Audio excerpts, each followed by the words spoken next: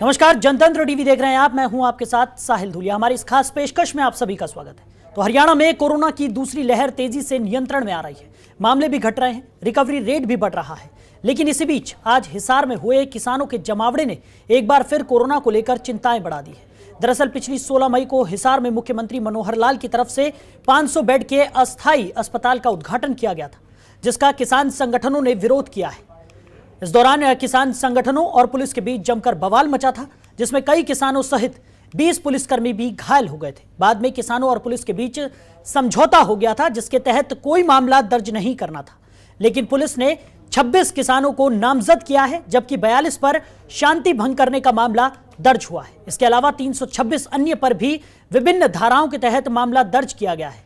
तो राकेश, आपको बता दें कि तमाम तरह से ये मामला यहां पर दर्ज किया गया है, जिससे मुश्किलें यहां पर खड़ी हो गई हैं। राकेश टिकैत का क्या कुछ कहना है, वो भी आपको सुनाते हैं। धोखा करा, चोर थे, पकड़े गए। हाँ, चोरी तो इन्होंने कर ली थी। अब चोर थे, पहाड़ पे पकड़े गए।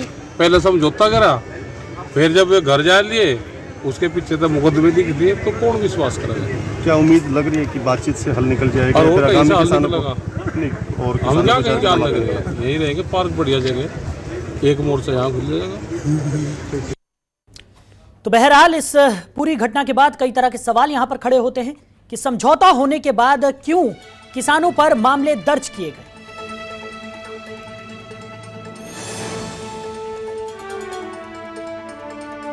हिसार में किसानों की भीड़ के लिए प्रशासन जिम्मेदार है।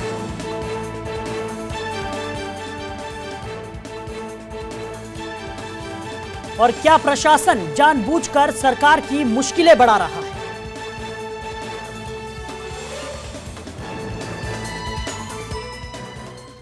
तो इस पूरे प्रकरण पर ज्यादा चर्चा के लिए तमाम मेहमान हमारे साथ यहां पर जुड़ गए हैं। भारत भूषण जुयाल, जो कि बीजेपी के प्रवक्ता हैं, वो हमारे साथ जुड़ गए हैं। निकिता अरोड़ा, जो कांग्रेस प्रवक्ता हैं, वो भी हमारे साथ इस चर्चा में शामिल होंगी। तो आप दोनों ही मेहमानों का जनतंत्र टीवी में बहुत बहुत स्वागत है।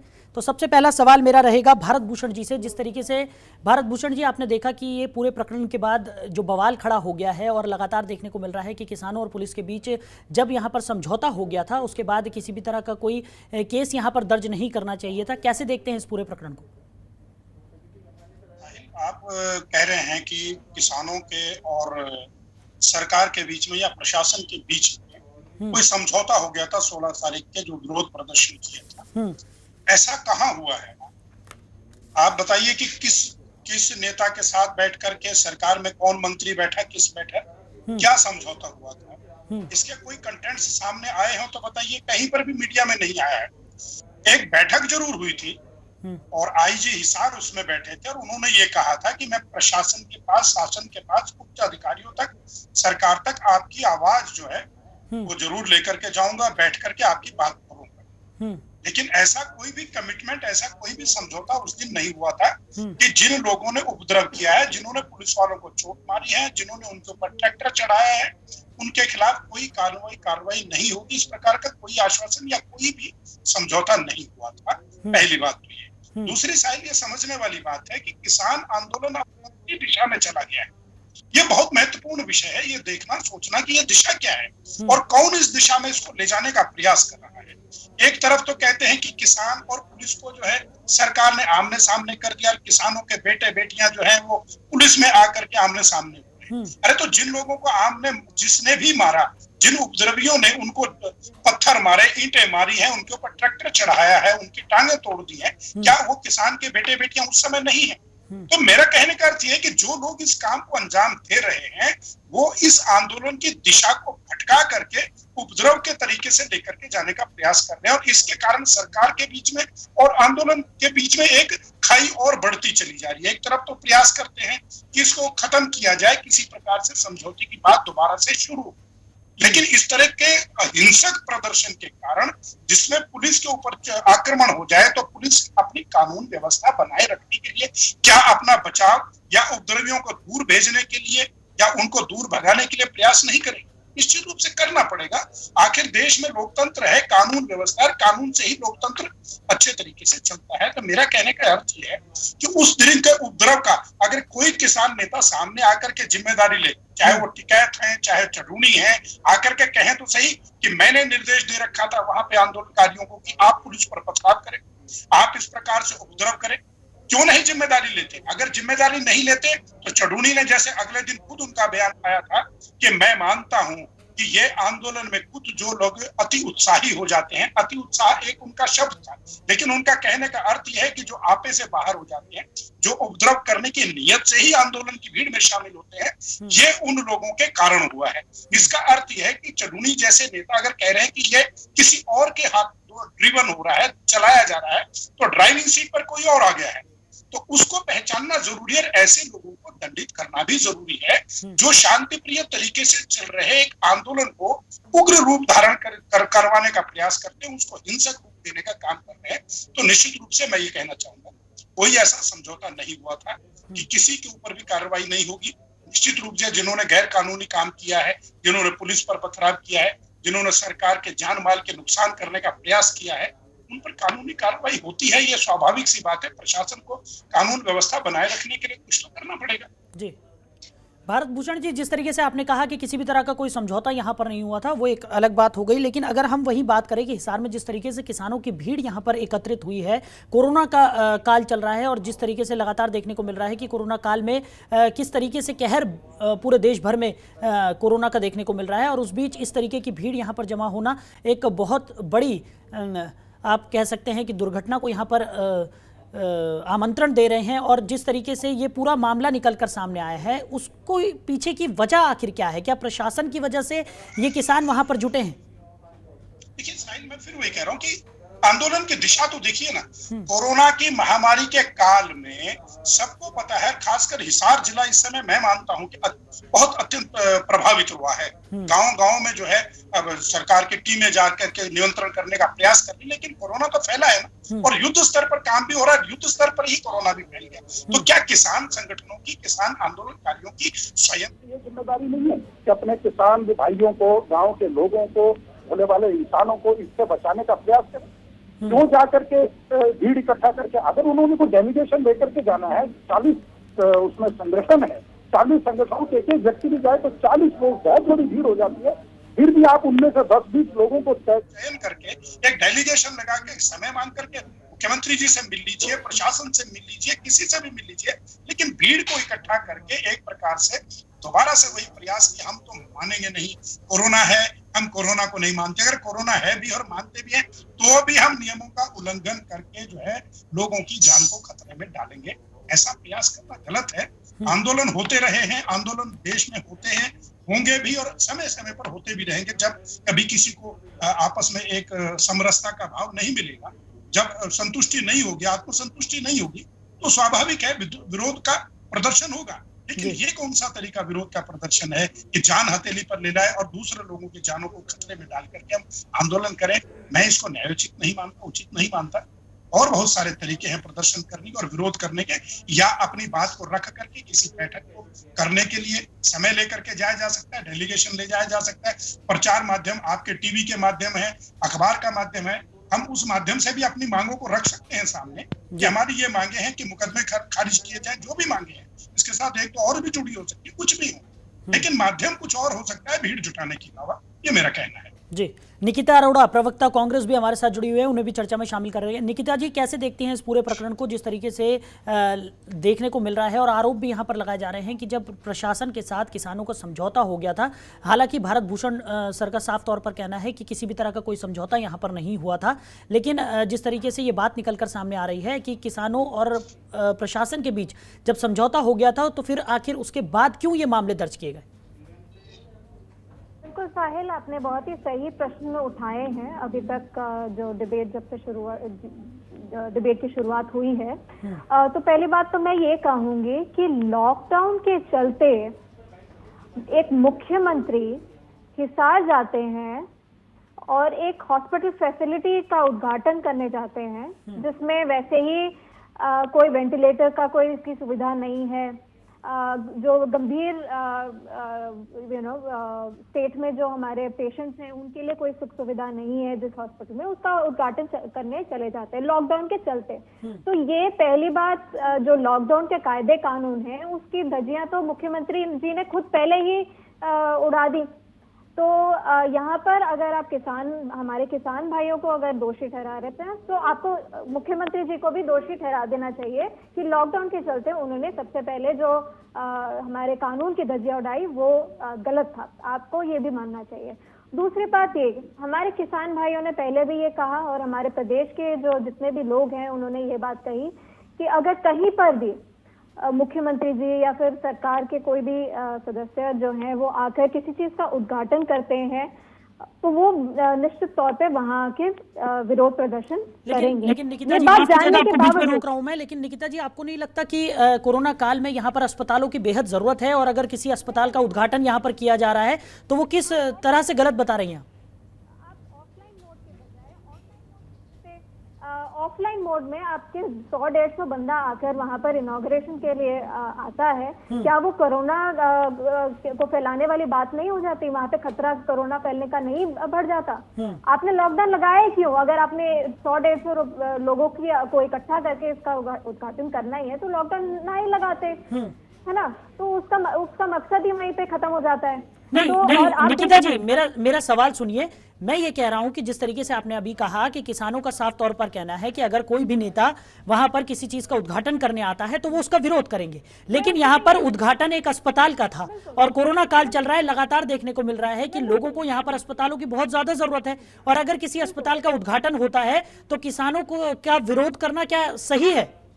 देखिए, मैं वही तो कह रही हूँ कि अगर मुख्यमंत्री जी इसका उद्घाटन ऑनलाइन कर देते, डिजिटली कर लेते, ये डिजिटल इंडिया की बात बहुत करते हैं, तो अगर इसका उद्घाटन डिजिटली कर लेते तो क्या उसकी अहमियत कम हो जाती? लॉकडाउन के चलते आप एक ऑफलाइन तरीके से इनॉग्रेट करने आते हैं अस्पताल का, जहां पर वैसे भी सुविधाएं नहीं है। अब मैं जाके देखेंगे, ये सभी न्यूज़पेपर्स में इसके बारे में रिपोर्ट्स आई हैं, उस अस्पताल के अंदर वेंटिलेटर तक नहीं है, केवल और केवल बेड की सुविधा है, ऑक्सीजन बेड्स भी बिल्कुल ही नामात्र हैं। और कोई भी अगर मान लीजिए कोई संक्रमित पेशेंट आता है जिसको बहुत एडवांस केयर की जरूरत हो, उसको वो अस्पताल में मिलेगी नहीं। तो उसका, इस अस्पताल का अगर वो उद्घाटन ऑनलाइन कर लेते तो उसमें कोई उनका सर नहीं नीचा होता है या उनका मान कम नहीं हो जाता और प्रतिष्ठा बनी रहती, राइट? अब उनको क्या बनी थी कि वो ऑफलाइन जाके 100-150 लोगों को साथ में लेके जाके, अब मुझे आप बताइए साहिल जी कि लॉकडाउन के दौरान 11 जनों से ज्यादा कोई भी गैदरिंग नहीं हो सकती कहीं पर भी, चाहे वो शादी हो, चाहे वो किसी की क्रिमेशन हो, 11 लोग से ज्यादा नहीं जा सकते, अलाउड नहीं है। बट माननीय मुख्यमंत्री जी जब जाते हैं इनॉग्रेशन के लिए जाते हैं तो साथ में 100-150-200 जनों का भीड़ लेके जाते हैं, तो उससे खतरा नहीं बढ़ता क्या कोरोना फैलने का? तो जब खुद ही लापरवाह हैं हमारे माननीय मुख्यमंत्री जी, तो आप किसानों को किस तरीके से ब्लेम करेंगे? वो तो अपने हक की लड़ाई कर रहे हैं, उनको उनकी जो पेट पे लात मारी गई है ये 3 काले कानून लाने के लिए, वो गुस्से में है, वो आज तक उनकी सुनवाई नहीं हो रही है। और अगर इस सरकार को इतनी चिंता है हमारे किसान भाइयों की कि वो संक्रमित हो जाएंगे, तो आप मुझे ये बात बताइए कि वो काले कानून रद्द क्यों नहीं कर देते जब तक कोरोना खत्म क्यों? कोरोना चलिए निकिता जी जवाब ले लेते हैं। भारत भूषण जी, आप कुछ कहना चाह रहे थे? जिस तरीके से आपने निकिता जी को भी सुना, उन्होंने साफ तौर पर ये सवाल खड़े कर दिए हैं कि कोरोना प्रोटोकॉल के नियम सरकार की तरफ से भी यहाँ पर तोड़े गए हैं, उस पर क्या कहेंगे आप? देखिए साहिल जी, मैं निकिता जी से कहना चाहूंगा कि आप खुद दावा करती है कांग्रेस पार्टी कि हमारे कांग्रेस के नेता, हमारे कांग्रेस के कार्यकर्ता बिल्कुल जमीनी स्तर पर मैदान में जाकर के काम कर रहे हैं जनता की सेवा। क्या उनको जनता की सेवा करते समय रोका जा रहा है? अगर एक राजनीतिक दल का, चाहे विपक्ष का ही हो, कार्यकर्ता जनता के बीच में जाकर के सेवा कार्य कर रहा है और वो भी लॉकडाउन के दौरान में, तो क्या एक प्रदेश के मुख्यमंत्री जिनके ऊपर लोकतांत्रिक तरीके से सरकार चलाने की और जनता की रक्षा सुरक्षा की जिम्मेदारी है, वो घर बैठ जाए? और रहा 100-150 आदमियों को ले जाकर के वहां पर प्रदर्शन करना, इनके हिसाब से प्रदर्शन था वो, उद्घाटन, निकिता जी प्लीज बीच में नहीं बोलेंगे, तो क्या ऐसा था? ऐसा नहीं था। इतनी निकिता जी एक एक करके भारत भूषण जी को बात पूरी करने दीजिए। निकिता जी भारत भूषण जी को बात पूरी करने दीजिए, मैं आपके पास भी आ रहा हूँ। आप अपनी बात जी भारत भूषण जी बात पूरी ये कतई अनुचित नहीं था, और खासकर ऐसे समय पे जब अस्पताल का उद्घाटन हो रहा हो तो माननीय मुख्यमंत्री का जाना, किसी मंत्री का जाना, किसी बड़े अधिकारी का जाना स्वाभाविक एक संदेश और देता है कि वहां पे चौकस जो है व्यवस्था दुरुस्त होनी चाहिए, ताकि किसी भी प्रकार की जो ऐसी घटना ना हो कि हम कहें कि वहां पर व्यवस्थाएं अधूरी थी, पूरी नहीं थी। तो प्रशासन के भी और जो लोग काम में लगे हुए सबको एक संदेश जाता है कि मुख्यमंत्री आ रहे हैं, मंत्री जी आ रहे हैं, बड़े प्रशासनिक अधिकारी आ रहे हैं, तो चौकस जो है वहां पर व्यवस्था जो है स्वास्थ्य की रहनी चाहिए। फिर इनका ये कहना है कि किसान भाइयों की अगर हम हितैषी है तो क्यों नहीं हम काले कानूनों को रद्द कर देते। अरे काले कानूनों को तो माननीय उच्चतम न्यायालय ने 1.5 साल 2 साल के लिए वैसे स्थगित कर दिया है। तो क्या जब माननीय उच्चतम न्यायालय ने कह दिया कि केंद्र सरकार के कानूनों पर, लाए गए कानूनों पर रोक लगा दी है, तो क्यों नहीं किसान आंदोलन पर स्वयं से रोक लग जानी चाहिए कि इस दौरान बैठ करके बात करें। जो माननीय उच्चतम न्यायालय ने कमेटी बनाई है उसमें कांग्रेस का भी स्वागत है। आप आइए ना, किसी ड्राफ्ट के माध्यम से कांग्रेस अपना सुझाव दे कि कानूनों में ये प्रावधान होने चाहिए, ये संशोधन होना चाहिए। आप कानून पढ़िए तो सही, पहले उन कानूनों में कमियां निकाल के तो बताए कांग्रेस पार्टी, खाली राजनीति ना करे। आप भी जिम्मेदार राजनीतिक दल है, 60 साल आपने देश चलाया है, तो आप बताइए उन कानूनों में कमी क्या है। एक ड्राफ्ट लेकर के सरकार के सामने लाइए या माननीय उच्चतम न्यायालय की कमेटी के सामने आप ले जाइए, कौन रोकता है आप, और बताइए कि ये प्रावधान होने चाहिए। तो इस प्रकार से ये कहना, मैं तो मानता हूँ इस समय में खासकर कोरोना काल में इस आंदोलन को जारी रखना न्यायोचित नहीं है, उचित नहीं है।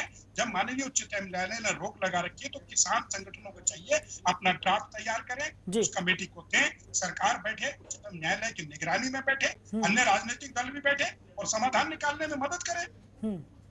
निकिता जी आपने भारत भूषण जी की बात पूरी सुनी और यहाँ पर आपके पास मैं लौटूंगा, लेकिन फिलहाल यहाँ हमें एक छोटे से ब्रेक के लिए रुकना होगा। ब्रेक से पहले भारत भूषण जोयाल जी ने जिस तरीके से तमाम बातें अपनी रखी, निकिता जी जिस तरीके से आपने सुना कि भारत भूषण जोयाल ने जिस तरीके से तमाम बातें रखी हैं, क्या कहेंगी आप? जो प्रशासन की लापरवाही भी यहाँ पर एक तरह से कहा जा सकता है कि उजागर हुई है, उसको लेकर क्या कहेंगे? कहना और बाकी अगर मैं भारत जी ने जो अभी कहा, मैं अगर उसके ऊपर थोड़ी सी उसका काउंटर दे सकूं, तो मैं ये कहूंगी कि जो इन्होंने अभी बहुत ही अच्छी बातें कही कि कांग्रेस भी अपना ड्राफ्ट बना के दे, किसान भी अपना ड्राफ्ट बना के दे, मुझे ये हैरानगी होती है कि ये सूझबूझ इनकी तब कहाँ थी जब ये 3 कानून बनाए गए थे। लोकतंत्र में ये बहुत ही एक फंडामेंटल चीज होती है कि कभी भी कोई भी कानून आप बनाते हैं किसी भी स्टेक होल्डर के लिए, उन सभी को आप पहले इकट्ठा करते हैं, कंसेंसस बिल्डिंग के साथ आप बिल जो है लोकसभा में पेश करते हैं, राइट। इन्होंने ये कोई प्रतिक्रिया फॉलो नहीं करी, बहुत ही अलोकतांत्रिक तरीके से इन बिलों को पास किया गया, ये सबके सामने है। और पिछले 8-9 महीनों में हमने इस चीज को भरपूर डिबेट भी किया है। तो अगर जो 3 काले कानून ये लेके आए, अलोकतांत्रिक तरीके से लेके आए, तो उसका जो है विरोध करना हमारे जो किसान भाई है उनका हक बनता है, और वो अपना बहुत ही शांतिपूर्वक तरीके से 6 महीने से इसका विरोध कर रहे हैं। तो पहली बात तो इनको मैं अगर मैं कह सकूं तो अगर ऐसी सूझबूझ इनकी तब रही होती जब ये 3 काले कानून बना रहे थे और ला रहे थे, तो तब अच्छा होता। अब ये बातें कहीं पे बहुत खोखली रह जाती हैं। दूसरी बात मैं ये कह दूं कि अभी मेरे पास खबर आई है हिसार की लोकल न्यूज़पेपर से कि यहाँ पर एक तरह से पैसिफाई हो चुकी है सिचुएशन, और जितने भी केसेस थे वो वापस कर लिए गए हैं। तो अगर भारत भूषण जी कहते हैं कि क्योंकि वो कहते हैं कि ऐसा कोई प्रॉमिस उन्होंने 16 मई को नहीं किया था कि ये केसेस वापस लिए जाएंगे, तो अब इस वक्त सुलह कैसे हो गई, राइट? उन्होंने ये बात कैसे मान ली प्रशासन ने कि हाँ हमने ये चीज आपसे वादा किया था और आज हम उसको पूरा करते हैं और हम ये सारे केसेस ले जाते हैं। तो भारत भूषण जी जो बरगलाते हैं, और भारतीय जनता पार्टी की ये एक बहुत ही आदत बन चुकी है कि हम लोगों को गुमराह करें अपने झूठ बोलकर, ये बहुत ही गलत है और बहुत ही निंदनीय है। हर डिबेट में, जब भी मैं किसी भी डिबेट में जाती हूँ कि वहां पर जो बीजेपी के प्रवक्ता है वो बहुत झूठ फैलाते हैं और लोगों को बरगलाने की कोशिश करते हैं। चलिए जवाब ले लेते यहाँ पे हैं। उनका ये झूठ यहाँ पे यहीं पे जवाब ले लेते हैं। वो उस सफाया हो जी, समय की कमी है, जवाब ले लेते हैं। भारत भूषण जी, क्या कुछ कहेंगे जिस तरीके से अब कहा जा रहा है कि इस पूरे मामले में सुलह हो गई है? अगर आप सुलह हुई है तो मुझे तो लगता है आपको बड़ा दुख हुआ है इस बात से कि सुलह हो गई है, क्योंकि आपके चेहरे के भाव से मुझे दिख रहा है कि आपको बड़ा असमंजस लगा कि ये सुलह हो कैसे गई। सुलह नहीं होनी चाहिए थी, ये तो और उग्र रूप होना चाहिए था। शांत रहिए, सुनिए, मैं आपकी बात का उत्तर दे रहा हूँ, आप ही की बात का उत्तर दे रहा हूँ। दूसरी बात, आज अभी आपने कहा मुझे खबर मिली है, क्या कहीं आपको यह खबर मिली है कि जो वहां समझौते में बैठे थे उन्होंने ये कहा है कि 16 तारीख को हमने आपसे वादा किया था, उसके बाद हमने वादा खिलाफी करके कानून मुकदमे दर्ज किए और आज हम अपने वादा को दोबारा पूरा कर रहे हैं?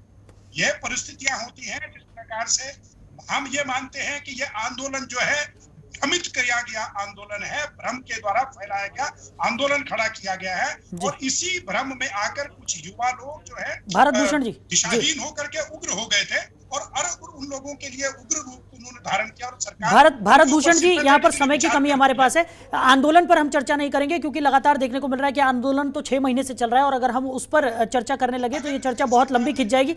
लेकिन यहाँ पर मेरा सवाल सीधा सा ये है कि क्या प्रशासन जो है वो सरकार की मुश्किलें यहाँ पर बढ़ा रहा है, या प्रशासन की कार्य प्रणाली पर आप क्या कहेंगे? नहीं, मैं कतई प्रशासन की कार्य प्रणाली पर प्रश्न चिन्ह नहीं लगाता, क्योंकि सरकार ने जिस प्रकार से कार्यक्रम रखा था तो प्रशासन की जिम्मेदारी थी लॉ एंड ऑर्डर को मेंटेन करके रखना। वहां पर अगर विरोध प्रदर्शन हो रहा था तो मुख्यमंत्री जा रहे हैं तो निश्चित रूप से प्रोटोकॉल के तहत पुलिस भी होगी, सीआईडी भी होगी, सब होंगे, और अगर वहां पर उग्र हो गया, पथराव हो गया तो प्रशासन ने अपनी कार्रवाई करनी थी निश्चित रूप से। ऐसा कुछ प्रशासन नहीं कर रहा। जैसे सरकार ने, अगर अभी मेरे इस खबर में नहीं है, इनको बहन जी को अगर मिला है तो निश्चित रूप से हुआ होगा अगर ये कह रही है टीवी चैनल पर, और अगर उसमें समझौता हुआ है कि केस वापस लिया जाएंगे तो वो भी स्वागत योग्य है, क्योंकि हम मानते हैं कि आंदोलन पथ भ्रष्ट हो चुका है और बरगलाने के कारण इस प्रकार के कुछ युवा आगे आकर के उपद्रव कर देते हैं। तो उनके लिए अगर सरकार ने ये रास्ता निकाला है तो हो सकता है इसी में ये समाधान कोई निकल आए। लेकिन कांग्रेस पार्टी से मैं जरूर कहना चाहूंगा कि आइए आप दोबारा से इस कृषि कानून के ऊपर अपना कोई रास्ता निकाल के लाइए, अगर आपके पास कुछ भी है कहने को। चलिए भारत भूषण जी, निकिता जी, समय की कमी के चलते हमें इस चर्चा को यहीं विराम देना होगा। तो बीजेपी प्रवक्ता भारत भूषण जुयाल जी हमारे साथ जुड़े हुए थे और कांग्रेस प्रवक्ता निकिता अरोड़ा भी हमारे साथ इस चर्चा में शामिल हुई थी। आप दोनों ही मेहमानों का हमारे साथ जुड़ने के लिए बहुत बहुत शुक्रिया। तो साफ तौर पर देखने को मिल रहा है कि हिसार में जो किसानों की भीड़ लगी थी उस पर कई तरह के सवाल यहाँ पर खड़े हो रहे हैं, आरोप प्रत्यारोप की राजनीति भी यहाँ पर देखने को मिल रही है। लेकिन सवाल वही है कि कोरोना काल है और ऐसे में इस तरीके की भीड़ का जमा होना कहीं ना कहीं एक बड़ी दुर्घटना को आमंत्रित करता हुआ यहाँ पर नजर आ रहा है। तो फिलहाल हमारी इस खास पेशकश में इतना ही। आप बने रहिए और देखते रहिए जनतंत्र टीवी। नमस्कार। खबरों के निष्पक्ष विश्लेषण के लिए सब्सक्राइब करें Jantantra TV and press the bell icon. Never miss any update.